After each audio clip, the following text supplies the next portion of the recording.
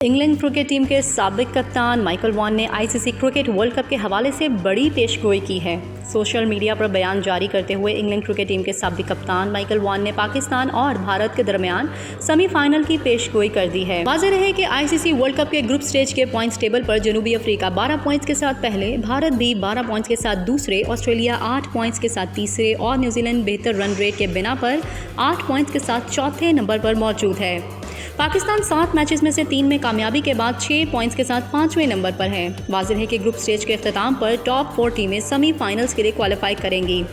Points table के मुताबिक इस वक्त जनूबी अफ्रीका, भारत और ऑस्ट्रेलिया सेमीफाइनल में पहुंचने के लिए बेहतर पोजीशन में दिखाई दे रहे हैं, जबकि चौथी टीम के लिए पाकिस्तान और न्यूजीलैंड में सख्त मुकाबला हो सकता है। पाकिस्तान अपने अगले मैच में हफ्ते को न्यूजीलैंड से मद्दे मुकाबिल होगा और आखिरी मैच इंग्लैंड से खेलेगा, जबकि न्यूजीलैंड को अपना आखिरी मैच श्रीलंका से खेलना है।